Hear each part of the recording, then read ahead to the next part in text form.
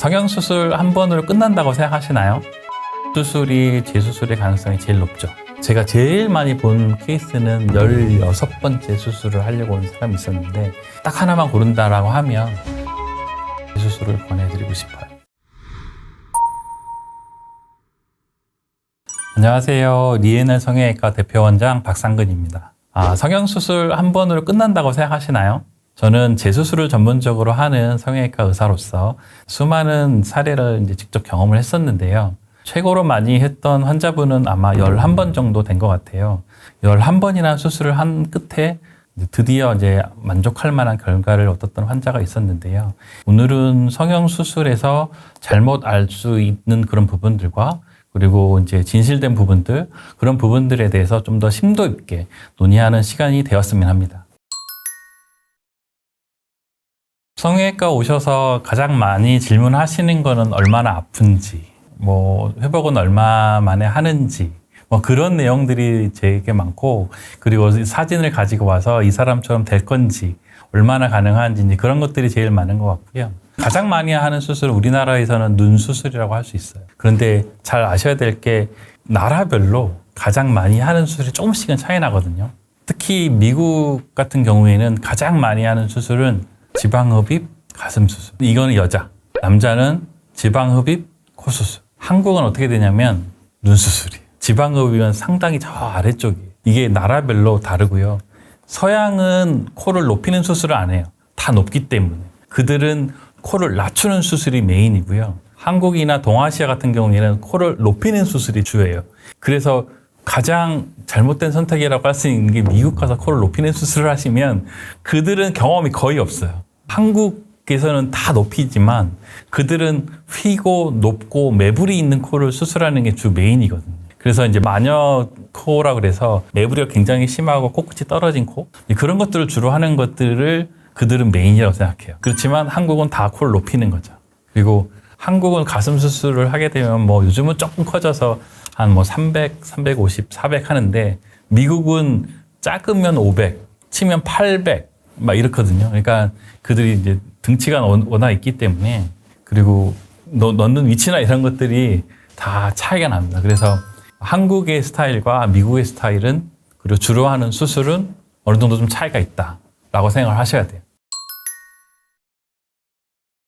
미성년자분들은 거의 대부분 부모님이랑 같이 오죠. 아니면 처음에는 혼자 왔다가 다음에는 부모님들이랑 같이 오기도 하고요. 그렇지만 어떤 수술을 원하느냐 거의 다 비슷합니다. 눈하고 코 수술이고, 특히 특수한 상황, 예고를 다니는 친구들이나 이런 경우에는 중학교 졸업하고 오시는 경우도 간혹 있어요.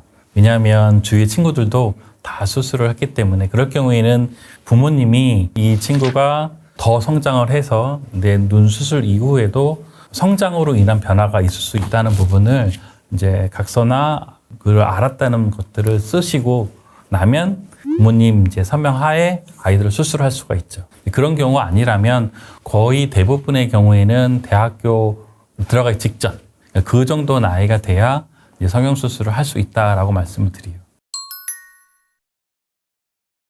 주로 지금 오늘은 눈 얘기를 하는 거니까, 눈에서 오해가 된다는 거는 한 번 하면 끝까지 가는 줄 아시는 분이 생각보다 많더라고요. 앞트임은 재발을 하는 게 맞아요. 그러니까 우리가 잘 생각해 보면 어디를 다치거나 부러지거나 근육이 찢어지면 대부분의 경우 우리 몸은 저절로 그 전 상태로 돌아가려고 노력을 해요. 그래서 근육이 서로 다시 붙거든요. 앞트임 수술은 원리가 앞쪽에 몽고주름이잖아요. 몽고주름이라는 게 초원에서 말 타는데 바람이 막 부는 거를 일정 부분 막아주기 위해서 몽골리안 밴드가 생긴다고 태생학적으로 그렇게 설명을 하고 있는데, 그게 그 앞을 막고 있는 거가 말 그대로 알륜근이에요. 근육이 앞에 이렇게 밴드를 이뤄서 앞에 바람이 들어오는 걸 일정 부분 막아주는 거예요. 그러니까 잘 보시면 아이들이 태어났을 때는 몽골리안 밴드가 굉장히 심해요. 그래서 엄마들이 우리 사시 아니야? 왜 이렇게 눈이 한쪽이 이상해? 라고 하시는 분이 있는데, 그거는 몽골리안 밴드의 차이예요. 그걸로 인해서 막 안과 가보시고 하시는 엄마들도 꽤 계신데, 그런 거거든요. 알륜근의 일부를 분리를 시켜서 수술을 해놨지만, 이게 많이 방리하면 많이 방리할수록 더 붙을 확률이 높아요. 그러니까 아까도 얘기했다시피 근육 수술도 많이 교정을 하게 되면 다시 좀 내려오는 것처럼 이것도 트임이 많으면 많을수록 좀 더 붙는 경향이 있어요. 그리고 몽골리안 밴드는 잘 보시면 시간이 지나면 다 터져요. 할머니, 할아버지들이 몽골리안 밴드가 있을까요? 없어요. 그러니까 시간이 지나면 그거는 힘이 없어서 부러지는 거예요. 근데 우리가 급해서 눈이 좀 길어 보이려고 일부러 수술을 통해서 하는 것 뿐이에요. 그렇기 때문에 몽골리안 밴드는 트는 양이 많으면 일정 부분은 그거를 재발할 수 있다는 부분을 알고 그래서 일부러 그 앞에 이제 앞뒤 앞쪽에 그 인대에다가 걸어줘요. 그러면 조금 재발한 양이 좀 줄어요. 그런 식으로 수술을 하죠. 그래서 일정 부분 재발할 수 있다는 건 맞아요. 크게만 한다고 좋은 건 아닌 거예요. 눈 수술하고 나면 눈에 이제 노출 범위가 많이 늘어나잖아요. 노출 범위가 늘어나게 되면 우리 안구에 이제 티어필름, 눈물막이 있고 거기에는 지방층과 뭐 수분층과 이렇게 여러 층이 있잖아요. 근데 그런 것들이 파괴되기 쉽죠. 그러니까 수술하시고 나서는 인공 눈물을 계속 좀 넣어주고 그 부분을 자꾸 눈을 깜빡거려서 티어필름 자체를 좀 보호해줘야 되는데 그 잘 보호가 되지 않으면 눈이 시리고 눈물 나고 심지어는 이제 시력이 좀 떨어지는 그런 상황들이 있을 수 있어요. 특히나 보통 사방트임 있잖아요. 뒤트임 자체가 알륜근의 일부를 자를 수밖에 없고 그리고 밑트임 자체도 어떤 조직이 걸어서 일부러 내려주는 거잖아요. 그 수술 자체가 재발량이 상당히 많기 때문에 과도하게 내려주거든요. 근데 그렇게 되면 안구 노출 부위가 너무 심해지죠. 그러면 밸런스가 일부 좀 깨지는 거예요. 눈이 좀 적응할 수 있는 기간이 있어야 되는데 너무 한꺼번에 트는 거는 저는 그닥 권해드리고 싶진 않고 특히나 우리가 눈매 교정 수술하는 건 눈을 위로 더 뜨게 하는 거잖아요.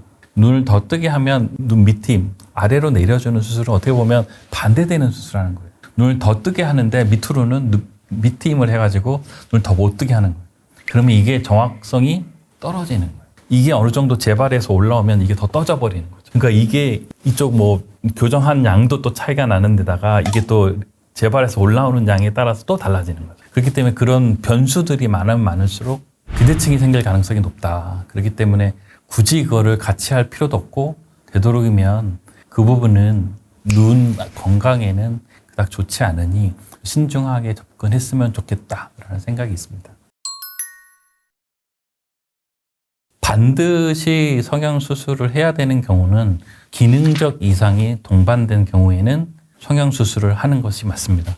여기 슬라이드에서 보시다시피 이분은 기도가 굉장히 많이 좁아져 있어요. 그래서 주무실 때 호흡에 곤란이 오고 그걸로 인해서 일상적인 생활도 힘들고 그걸로 인해서 집중이 잘 안 돼서 학습 능력에도 영향이 있기 때문에 이런 경우에는 양악수술을 해서 기도를 충분히 넓혀줘서 산소가 이산화탄소의 교환이 충분히 잘 될 수 있도록 만들어주는 이런 경우는 반드시 수술을 해야 된다라고 말씀을 드리고 안검하수, 선천적이든 후천적이든 안검하수가 있고 짝짝이가 심해서 그것이 점점 더 진행되는 상황이라고 한다면 반드시 성형수술을 하는 걸 권해드립니다. 반드시 하지 않아도 되는 수술은 이거는 어떻게 보면 성형외과 의사들 사이에서도 조금 논란이 있을 수도 있어요. 네, 개개인의 이제 의견임을 전제로 말씀을 드리자면 뒤트임 수술은 보통 우리 그레이 라인이라고 하는 상안검부터 뒤까지 하안검까지 연결되는 그 전체적인 연결이 되어 있는 부분이 있거든요. 그러니까 그게 안검, 상안검과 하안검의 안정성을 유지하는 아주 중요한 회복적인 구조물인데 뒤트임을 하게 되면 이 부분이 파괴돼요. 그래서 위 눈꺼풀과 아래 눈꺼풀의 안정성에 조금 문제될 수 있어요. 그리고 트임의 양이 많으면 많을수록 이게 점점 더 심해지고 아주 이거를 뒤트임을 하면서 밑트임을 같이 하게 되면 더욱더 심각한 상황이 벌어질 수도 있어요. 그래서 저는 개인적으로 그레이 라인, 회색 라인을 파괴시키는 뒤트임은 그닥 권하고 싶진 않아요. 그리고 또 한 가지는 그닥 권하고 싶지 않은 수술은 밑트임을 하면서 보통의 경우에는 눈 안쪽으로 하는 방법이 있고 또 심하면 눈 바깥쪽으로 하는 방법도 있거든요. 근데 바깥쪽으로 하는 것은 이제 피부 절제를 동반하는 경우는 바깥쪽으로도 해요. 그렇지만 그게 어느 정도 아까도 말씀드렸다시피 재발량이 있기 때문에 이게 이만큼 쳐져 내려왔기 때문에 피부를 이만큼 잘랐는데 다시 재발을 하게 되면 피부 양이 모자라는 상황이 발견될 수 있어요. 그래서 되도록이면 피부 절제를 동반한 미트임 수술은 저는 그닥 권해드리고 싶진 않아요. 그래서 일정 부분 재발이 된다 하더라도 안쪽 절개를 하는 것이 훨씬 더 좀 더 낫지 않을까, 저는 그렇게 생각을 하고 있습니다. 얼마 전에도 그 벨라젤 기억하시죠? 들어가지 않아야 될 물질을 보형물에 넣어가지고 중국에서 퇴출됐어요. 얼마나 한국 의사로서 창피한지. 그게 대서특필됐습니다. 중국에서. 그래서 한국에서 가서 수술하면 안 된다. 안 그래도 이상한 상황을 만들어가지고 한국 성형외과 의사 나쁘다, 수술 못한다 이러는데 한국에서 나온 가슴 빽이 들어가지 않아야 될 것을 넣어가지고 그런 상황들이 벌어지거든요. 그러니까 수술 빽은 정말 안전해야 돼요. 그렇기 위해서는 정말로 정직하게 해야 될 것 같고, 그리고 보형물은 평생 몸 안에 넣고 있어야 되잖아요. 근데 그게 우리가 가만 놔두면 그게 계속 유지될 것 같죠. 그래요. 대표적으로 앞턱 보형물 옛날에 실리콘 많이 했거든요. 실리콘 많이 하고 되면 이 앞턱에 뼈를 이렇게 먹고 들어가요. 그래서 점점 이게 실리콘이 뼈 안쪽으로 들어가거든요. 나중 되면 이렇게 뼈가 보형물을 쌓는 형태까지 가요. 그렇게 되면 이게 초기에는 좋았는데 시간이 지나면서 뼈를 잡아 먹어버리니까 그게 되게 보기도 쉽지 않고 재수술을 해도 그 파인 부분을 해결하기가 되게 어려워요. 그리고 이 부분은 굉장히 조금 민감한데 코도 너무 많이 올리게 되면 코도 약간 내려앉는 경향이 있죠. 그래서 너무 과도하게 올리는 거는 좀 조심해야 된다라는 생각이 좀 들고요. 그게 고어텍스 같은 경우는 아주 약간 좀 적긴 해요. 그렇지만 실리콘의 경우에는 소프트하지 않고 좀 딱딱한 실리콘의 경우에는 대부분 일어난다고 생각하셔야 돼요. 우리가 이제 코 같은 경우에는 동양인들 대부분 낮기 때문에 그렇잖아요. 보형물을 넣어야 되지만 넣어야 된다면 되도록이면 좀 소프트하고 부드러운 것들로 넣어주고, 그게 문제가 생긴다라고 하면 뭐 늑연고를 할 수도 있긴 한데 늑연골도 또 휘일 수 있는 그런 가능성이 굉장히 높기 때문에 그 부분도 좀 조심해야 된다라는 생각들을 가지고 있어요. 근데 보형물은 되도록이면 저는 안 하는 게 더 낫겠다. 근데 가슴 보형물은 어쩔 수 없잖아. 가슴 보형물은 뭐 달리 방법이 없어. 가슴 보형물, 내가 저기 있던 병원에 어떤 의사가 한때 이제 지방 이식으로 가슴을 했던 경우가 있는데, 안타깝지만 그분은 결혼도 안 했는데 지방 이식이 염증이 생긴 거예요. 양쪽 가슴을 다 잘랐어요. 다 잘라가지고 그분은 아이를 낳아도 엄마가 젖을 줄 수가 없는 거예요. 그거 어떻게 책임질 건데. 그것도 참 쉽지 않은 거예요. 그래서 하나만 그랬어도 모르는데 양쪽 다 그랬으니까 정말 뭐라고 할 말이 없죠. 그래서 이 수술이라는 거는 예뻐지고 자신감을 찾고 그러기 위해서 수술하는 건데, 그럼 언제든지 그런 리스크가 있다는 걸 감안하고 해야 돼요. 그래서 가슴 같은 경우는 어쩔 수 없이 저는 보형물을 쓸 수밖에 없다고 생각해요. 그렇지만 최대한 안전성이 확보된 걸로 그렇게 해야 된다라는 생각들을 가지고 있죠. 재수술을 염두에 둬야 되는 수술은 그렇게 뭐 많지는 않을 것 같고요. 이게 투 스텝으로 해야 되는 수술이 있을 수 있어요. 근데 그런 것들은 굉장히 드문 케이스고, 어느 한 가지 항목으로 말씀드리자라고 한다면 아마도 눈 수술이 2번, 3번 계속 하는 경우가 제일 많을 것 같아요. 왜냐하면 눈은 시간이 지남에 따라서, 노화에 따라서 또 처지고 라인이 작아지고 또 풀어지는 경우도 있고 그렇기 때문에 눈 수술이 재수술의 가능성이 제일 높죠. 그렇지만 첫 수술을 할 때 해부학적인 구조물을 다 파괴시켜버리면서 수술을 하게 되면 재수술을 할 때 너무 어려워요. 없는 조직을 다시 만들 수 없기 때문에. 선천적으로 태어났을 때랑 가장 비슷한 상태여야지만 자연스럽고 예쁜 라인이 만들어지고 눈이 만들어지는데, 다 근육도 잘라버리고 안검 거근도 잘라버리고 나면 할 수 있는 게 많이 없어져요. 그렇기 때문에 수술을 결정하실 때는 좀 더 신중하게 접근하시고 최소한의 절개와 최소한의 그런 박리를 통해서 원하는 결과를 얻어내는 방식으로 수술하는 게 가장 좋다라고 말씀드릴 수 있을 것 같아요. 생각보다 외국에서는 아주 어린 나이부터 눈 수술을 하는 경우가 되게 많아요. 돈만 있으면 계속 수술이 가능하다고 생각하는 사람들도 있어요. 그렇기 때문에 제가 제일 많이 본 케이스는 16번째 수술을 하려고 온 사람이 있었는데 그분은 수술을 못했어요. 수술을 할 수 있는 상황도 아니었고 하면 안 된 케이스였고 그 다음으로 많으셨던 분이 수술 11번째였어요. 그분은 미국, 중국, 한국 3개국에서 여러 번의 수술을 했었어요. 안과 의사한테도 수술한 적도 있었고 성형외과 의사한테도 수술한 적이 있었는데 그분은 우리 병동 수간호사의 지인분이셨는데 그냥 지푸라기라도 잡겠다는 그런 심정으로 그래 상담이라도 한번 받아보자라고 해서 오셨는데 지금 뛰어있는 이분이시거든요. 수도 없이 수술을 많이 하셨기 때문에 조직이 거의 없어 보이고 눈이가 움푹 꺼져 있고 라인이 잘 잡히지도 않고 오랫동안 이 상태로 그냥 살아야 되겠다고 자포자기 하셨는데 측정을 해보니까 눈을 뜨는 근육의 안검거근의 힘이 어느 정도 있어가지고 다행히도 수술을 했고 그리고 또 미국에 거주하셨기 때문에 약간 좀 큰 쌍꺼풀을 만들어 드렸던 환자분이시고요. 수술 후 사진을 보시면 이제 근육 수술, 눈매 교정 수술하고 쌍꺼풀 수술 같이 좀 해드렸고요. 출전 사진이고 술 후 사진입니다. 굉장히 자신감 있고 행복해 보이는 얼굴을 보여주셔서 저 역시도 굉장히 기뻤던 생각이 납니다. 해부학적 구조물을 최소한의 박리만 해서 파괴적이지 않은 수술 중에 하나일 것 같고요. 나이 들어감에 따라서 하안검의 지방이 돌출하는 것은 대부분의 환자분들이 겪는 노화의 과정의 일부라고 생각을 하고 있고요. 그 중에서도 이제 경결막, 그러니까 눈을 안쪽으로 해서 결막을 통해서 이제 눈밑 지방 재배치 수술은 다른 뭐 근육이나 피부에 대한 손상은 없고 지방을 재배치하는 방식으로 수술을 하기 때문에 파괴적인 수술이 아니면서도 효과적으로 결과를 낼 수 있는 수술이라고 생각을 합니다. 그래서 딱 하나만 고른다라고 하면 지방 재배치 수술을 권해드리고 싶어요. 가성비가 제일 좋은 수술은 누가 뭐라 그래도 보톡스죠. 특히나 우리나라는 상장된 보톡스 회사들이 많죠.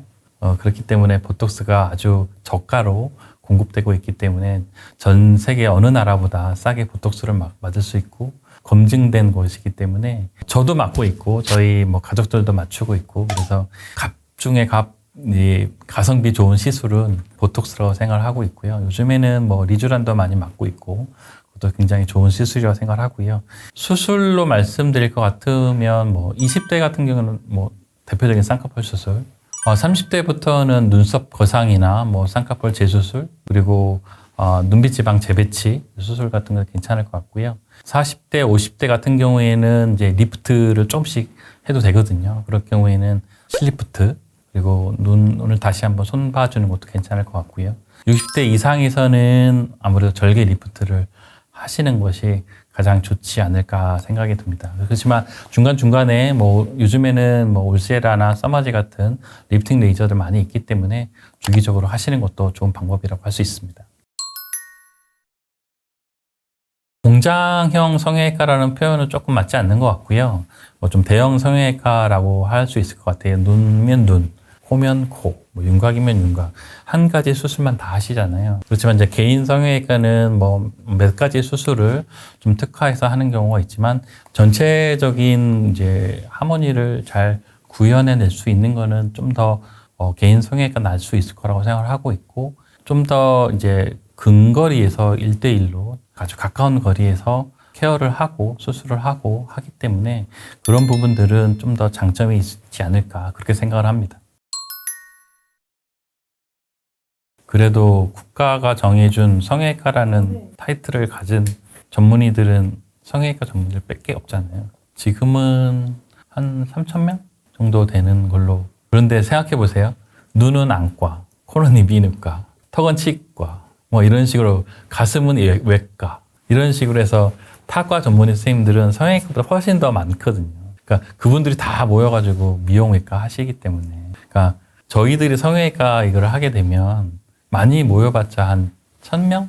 막 이런 데 왔다 갔다 하는데 미용외과는 막 수만 명이 모이니까 그쪽에 가면 뭐 볼 것도 많고 부스도 많고 그래서 굉장히 어떻게 보면 상대적으로 성형외과 학회가 조금 초라해 보이는 부분이 없지 않아 있지만 그래도 저는 인턴 1년, 레지던트 4년 오랜 기간 동안 성형외과 전문의로서 그리고 상처를 볼 수 있는 눈, 저희는 성형외과가 화상도 하고 있고 또 욕창도 치료하기 때문에 그 다른 어떤 과 선생님들보다 상처를 보는 눈이 좋다라고 생각을 하거든요. 그래서 그런 상처를 보는 눈으로 최소한의 그런 문제를 일으키면서 할 수 있는 방법에 대한 연구가 다른 어떤 과 선생님들보다 더 잘 되어 있다고 생각을 하고요. 그리고 또 미용적인 부분들이 그런 걸 기초로 하고 또 미세 접합 수술을 하기 때문에 현미경을 가지고 봉합을 하거나 이런 것들도 굉장히 많이 이제 트레이닝이 되어 있어서 그런 것들을 기반으로 한 모든 것들 미용적인 수술들을 하게 된다면 다른 어떤 과 선생님들보다 좋은 결과를 낼 수 있다라고 생각을 하고 있고 그래서 저는 개인적으로 성형외과 전문의 선생님들을 찾아서 성형 수술을 하시라고 권해드리고 싶어요. 이제 성형외과 분야가 많이들 있지만 이제 미용 수술에 관한 부분으로 많이 이야기를 하다 보니 성형외과가 반드시 필요한 거야? 꼭 해야 돼? 굳이? 그런 약간의 이제 편견이 있는 건 사실이에요. 그렇지만 성형외과에서도 뭐 화상이라든가 선천성 기형이라든가 여러 부분들이 있긴 하겠지만 미용 수술에 국한해서 말씀을 드린다라고 한다면 이 미용 수술, 그러니까 좀 더 예뻐지고 컴플렉스를 해결하는 것이 그냥 단순하게 예뻐진다는 측면을 떠나서 그 한 사람의 인생을 바꿀 수도 있는 그런 수술이라고 생각을 합니다. 왜냐하면 정말 하루 종일 1년 내내 방에 이제 처박혀서 나오지도 않던 사람들이 수술하고 자신감을 가지고 아주 당당하게 사회의 일원으로서 역할을 하는 것들을 수도 없이 많이 봤습니다. 그렇기 때문에 단순하게 이뻐지는 수술이 아닌 한 사람의 인생을 바꿀 수도 있는 수술이라는 점을 저는 너무나 잘 알기에 거기에 대한 편견을 어느 정도 조금은 줄여 주셨으면 하는 생각이 가지고 있습니다.